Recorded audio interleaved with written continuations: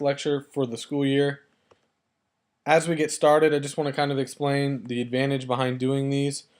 Sometimes when we're giving a lecture, we may move too fast, or you might feel like you've missed something, or that you didn't get to write something down that was on one of the slides. So what's great about this is that you can pause it and rewind it if you need to, or slow things down.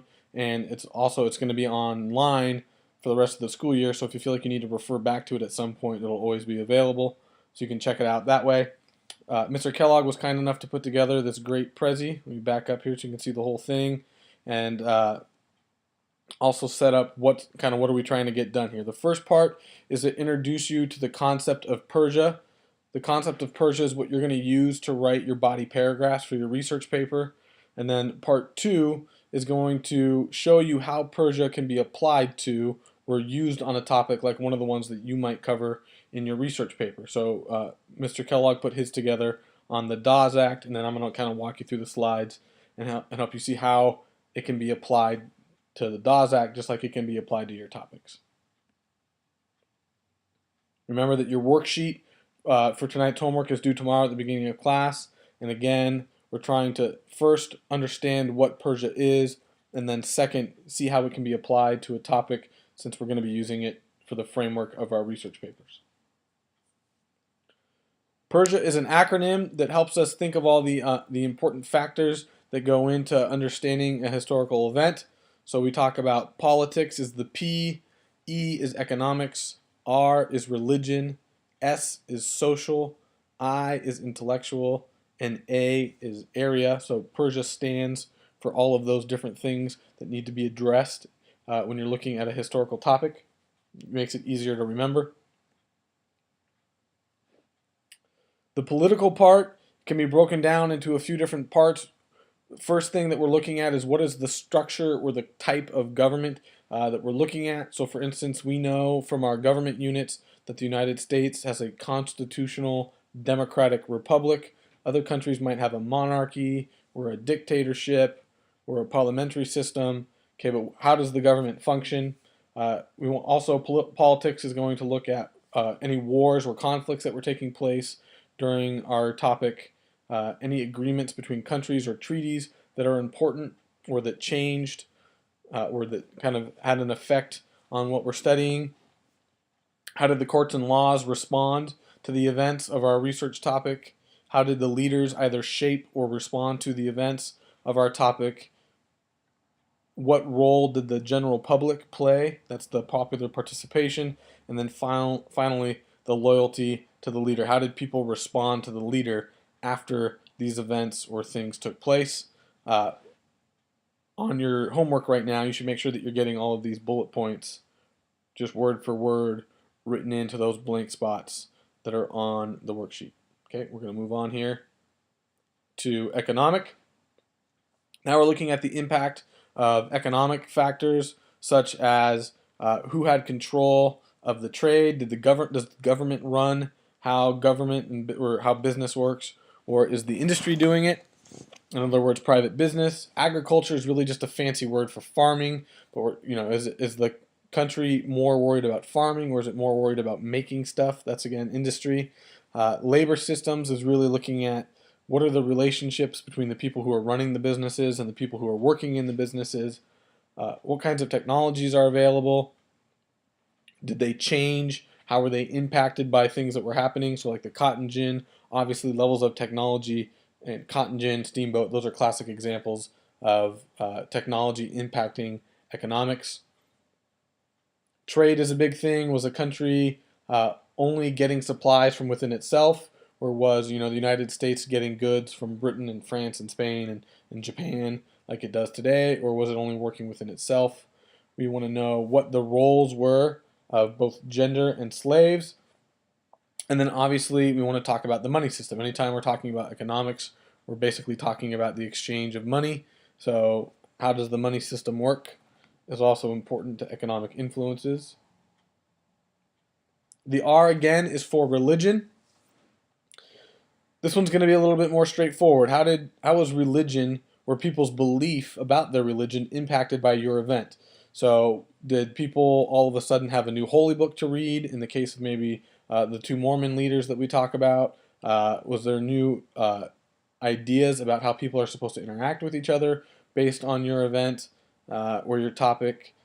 Did people change the way they taught the religion based on your topic? Did people change their religion altogether? Conversion as a result of your topic? And then did ideas about sin and salvation and what a God was or wasn't change as a result of your topic? Social influences is really all the ties that bind people together. So this could be your family, and we want to know. Patriarchal means that the families are kind of led by the men or the father figure. Matriarchal is another word for a family that is run or led by the female. So who's running the family. Also, relationships between the genders are women respected? Do they have a role in the family? Or are they kind of just doing what they're told? Same thing goes for children. And then social classes is a really big one. A lot of the ones that you're going to be looking at for your topics are going to address people's ability to move up or down a social class, right? So if you're poor, do you always have to be poor, or can you move up? Can you become rich? And if you're rich, are you always rich no matter what mistakes you make? Or if you screw up real big, do you lose all your money and you become poor? So that, not only what social classes are there, but how does your event change people's ability to move in and out of those social classes? And then there's always things in the social, such as entertainment, right? Nowadays, we would talk about Justin Bieber, okay, or the Kardashians or something stupid like that, okay? That's like entertainment, or your video games. These are all, how did they change based on things that were happening based on your topic? And then lifestyles are questions about what did people do with their spare time? How did people spend their time together? Did people spend their time outside? Did they spend their time in large groups of family? Did they spend time with friends? Okay, what was the lifestyle? What are they doing with their spare time? Then you've got intellectual influences. Another way to think of this is really kind of the arts. How are art and or music impacted or changed by your event? Are there songs written about your event? For instance, if you've got like one of the railroad topics, there's a lot of songs, like Whistle While You Work is a song that we got as a result of the railroad workers. Was there any writing or literature, or the way that people viewed writing or literature or art and music? Did those things change based on people's ideas or the impact of your topic? Philosophy is kind of a way of looking at the world. You'll learn a lot about that in ninth grade. But really, did people change the way they thought about the world? Was math or science impacted, right? Did we get new knowledge about math and science as a result of your topic? Was there any education that either made your topic possible or that resulted from your topic? And then any inventions are going to fit into this category, right? So if you've got the cotton gin again, or the steamboat or something like that, you're going to have inventions are going to be part of, it's a new idea, right? So it's part of this category. The next one, area, the last one in Persia, is really pretty basic. It's about the geographic influences. We're talking about either the physical location of something, like the capital of the United States, right? During the Revolutionary War, it's in Philadelphia. After the Revolutionary War, the capital physically moves its location to Washington, D.C., right around here.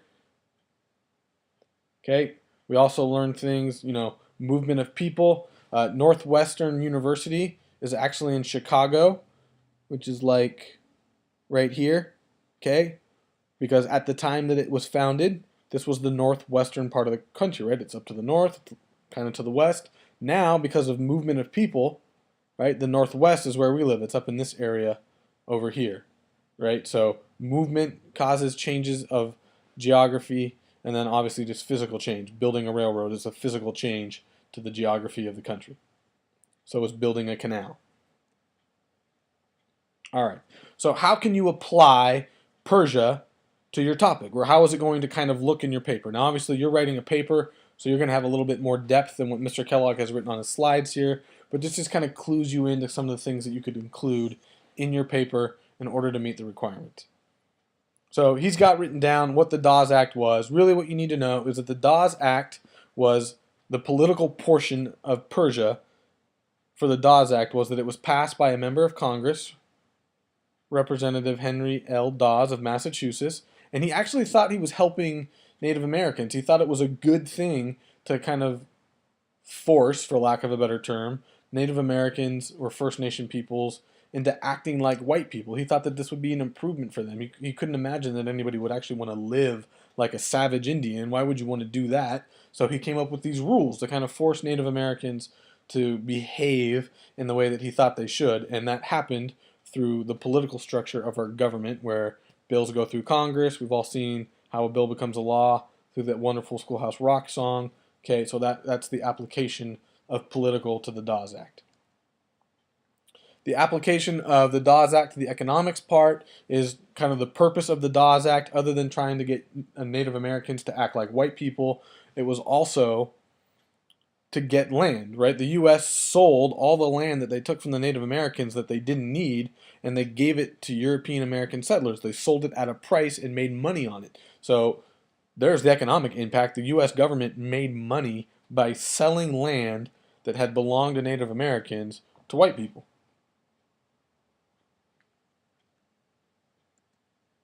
Okay, next, the religious impact of the Dawes Act. They really tried to force Native Americans who had their own set of beliefs about creation and religion and their idea of gods and the way the world was put together. And they were they were definitely forced to try and adopt Christianity. And here's a woman kind of telling the story of how Native Americans, or her own experience of how Native Americans were forced by their schools to adopt Christianity. Now, I will tell you in advance, it's a little bit painful to hear her talk about it because she had a pretty painful experience. Make me survive that physical abuse, mental abuse. I mean, my whole life that I met all other tribes. There was Navajos, there was Hopis, and there was Seneca Oneidas, Eskimos from Alaska, and some Cherokees from Oklahoma and North Carolina. But there was Indians, kids from all over that went there, and it was a school, I guess that was there, I guess, to Christianize us and I guess set us on the right path. And I didn't even know what the meaning was at that time about being saved. They said that we had to get saved from what? I don't know. But the indoctrination part of it wasn't good. We had church 3 times a day, breakfast, noon, and an evening. After our chores in the evening, then we had night churches. So pretty much we were, just in church all that time. I started walking out because I didn't care. I wanted to go home now because nobody came after me. Well, when I was at the entrance, at the gate of the property of the school, then the principal was in a car, and he got off and he forced me in that car, and then he took me back to their headquarters, there where him and his wife lived, and he told me to kneel down in the living room. And he had a big board. It was wider than a ruler. And the ironic thing of it was it had education on it, Board of Education. But he said that I had to be punished because I was going to set example for the other kids on running away. And he made me kneel down, and with that board, then he commenced to spanking me from my lower back, my buttocks, and the back of my legs. And then he said that God loved me, and that I had to be saved. And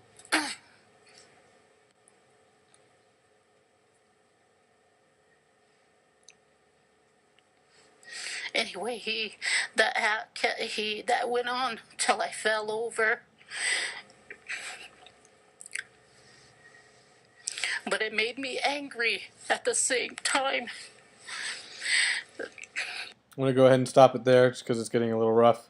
So a couple things to think about with this, right? That shows how religion forcing Native Americans to adopt Christianity was part of the Dawes Act. So that shows how you can show the impact of how religion played a role in your topic. The other thing that you can notice right there, a video like this can be used as a primary source. It's a little bit hard because you'd have to like transcribe or write down what the person is saying in the video, but then you could use that as a quote in your paper. So just as a heads up, you could use a video, a quote from like someone talking about their own experience as a resource, as a primary document for your paper. Okay. Moving on, the social impact of the Dawes Act, which again you need to include, was that the United States kind of tried to force people to, again, to become more white. They wanted you to not only act white, but look white. So you can see these images. Let's see if I can zoom in here. Right, they show, this is a great before and after right here of this gentleman before the passage of the Dawes Act and what he would look like on a normal day, just, you know, his day-to-day life. And then after the Dawes Act, trying to make himself look white. That's what he came to look like. You know, so here's kind of another before. Right, these three people dressed like Native Americans would have dressed themselves in the 1880s before the passage of the Dawes Act, and then here's some Native Americans trying to, you know, dress white and cut their hair like a white person and integrate themselves and act civilized. One of the other things that Mr. Kellogg didn't include on the slide just because there wasn't space. One of the things that the Dawes Act told Native Americans they had to do in order to be civilized was to drink whiskey. This is problematic because Native Americans, I don't know all the science behind it, but there's like an enzyme in their blood or something that makes it easier for them to become addicted to alcohol. And so as a result, a lot of Native Americans became addicted to alcohol because they were told that they were supposed to drink as a sign of being civilized. And that legacy lives with us today. There's a kind of a popular and really wrong-minded stereotype that a lot of Native American people are alcoholics. It's not necessarily true, but the even worse part of that is that the reason that so many of them behave that way is because the United States government kind of forced that kind of behavior upon them back in the early 1890s, just over 100 years ago. All right. And then the intellectual portion of the Dawes Act and its impact.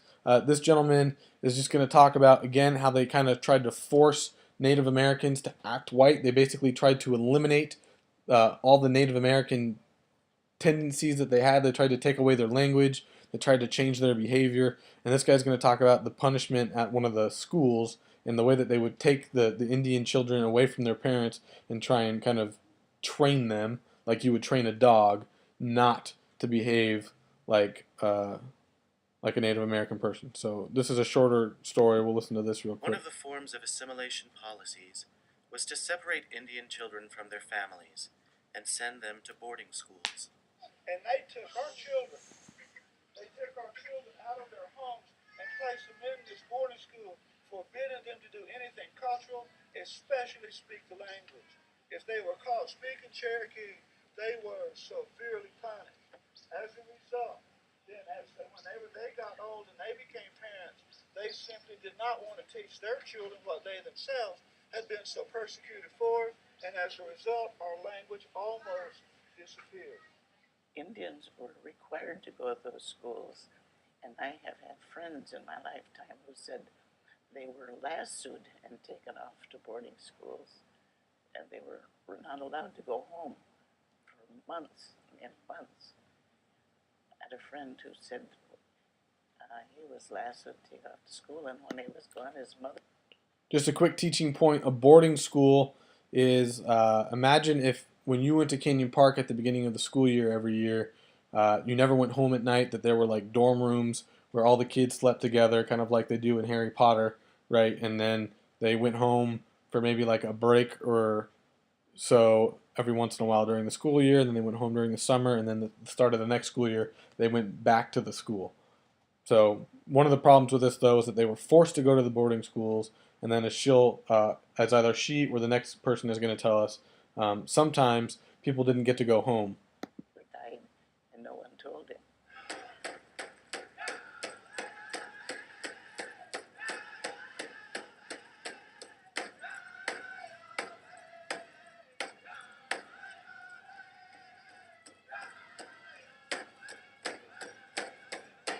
We were punished for speaking the language, and we were strapped with a big wide belt.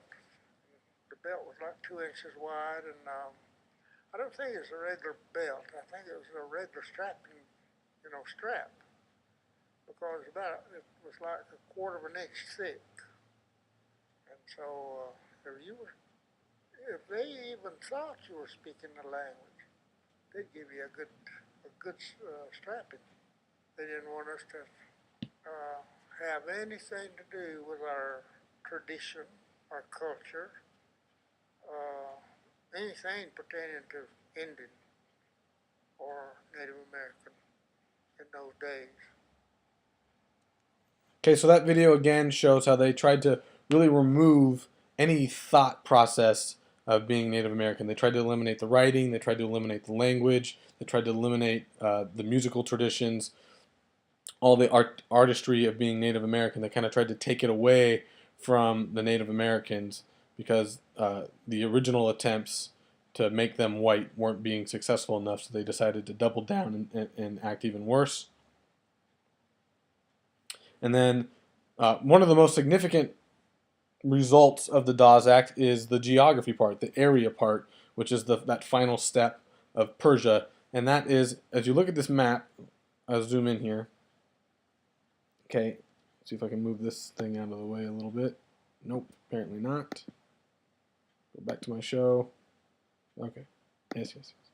All right, so what we're looking at here, in 1850, all this black space, there's a high population of Native Americans.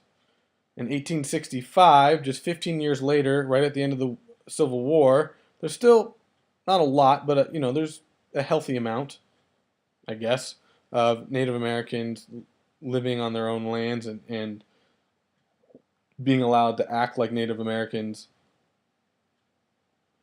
15 years after the Civil War, look at how much land gets wiped out. So just by sheer space that Native Americans were allowed to occupy, you can see how much it's being eliminated. And by 1990, there's almost none. There's a large Native American reservation in Arizona and in New Mexico, South Dakota, North Dakota, Idaho, and Washington, and then Oregon, Washington area. Okay, you can see that there's almost nothing on the East Coast. So really, in the course of 30 years, Native Americans went from having a lot of freedom to do what they wanted in about 50% of the country to having almost no freedom to do anything in most of the country. And if we zoom back out here, there's this quote that Mr. Kellogg found that's really great that kind of shows what the purpose of the Dawes Act was. And this, again, speaks directly to the geography or the area portion of Persia, but also gets to the main idea of the Dawes Act. And that is that the real aim was to get at the Indian lands and open them up to settlement. The provisions for the apparent benefit of the natives, or Indians, are but the pretext at his lands and occupy them. And that was from a senator who's basically saying that the Dawes Act said that they were trying to help Native Americans, but what they were really trying to do was to take their land from them. And so again, these are examples of how you can apply the concepts of Persia to a topic that you might have for your research paper, and then you're going to put those together in your main body paragraphs. There'll be a model paper written about the Louisiana Purchase that will be given to you on Thursday that'll show further how the Persia concept will look in your paper when you're done writing it. Thanks for watching. Make sure that you've got your stuff filled out. If you missed something, again, you can always rewind and play it over again. This will be up for quite some time, but make sure that you have your worksheet completed so that you can turn it in tomorrow when you get to class. You can get credit for watching this video. Thanks for your time. Have a good night. We'll see you tomorrow.